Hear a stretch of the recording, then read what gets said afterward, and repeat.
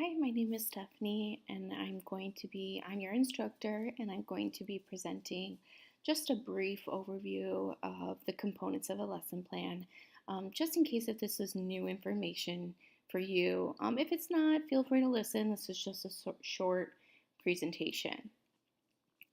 So the number one thing you always want to include is your learning objectives.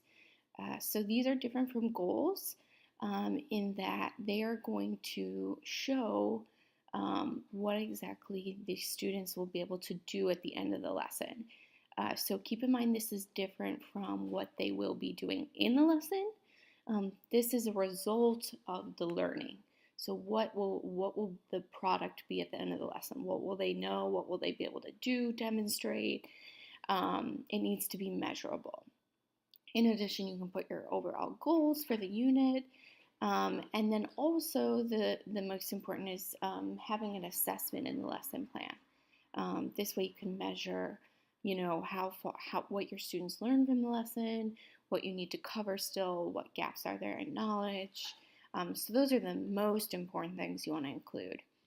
Next, you also want to include the materials needed. This is important because you need to think about, okay, what will the classroom have? Will the classroom have the technology I need, or will I have to improvise? Will you have time to create the materials before the class? If not, what can you use instead? And also come up with a contingency plan just in case if something goes wrong, think about what you will do instead. Also, you should include on a lesson plan how you're going to group students. Is this going to be a whole class activity, pair activity, group activity? How are you going to group or teach that part of the lesson? Next thing, I think these things are important too. Time needed. This is something that is tricky for me. I've had trouble with this in the past. Measuring how much time you think you will need for each part of the lesson plan. Because if you think an assignment's going to take most of the class and it takes 10 minutes, you need to have a backup plan for the rest of the class time. Now, if you think something's going to take 10 minutes and it takes the entire class, now you're kind of behind in, where you wanted to be. So, just be careful to pay attention to that.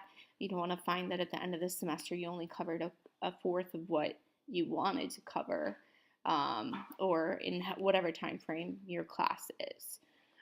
So these are the main things that you want to include in a lesson plan. There are course readings for this week.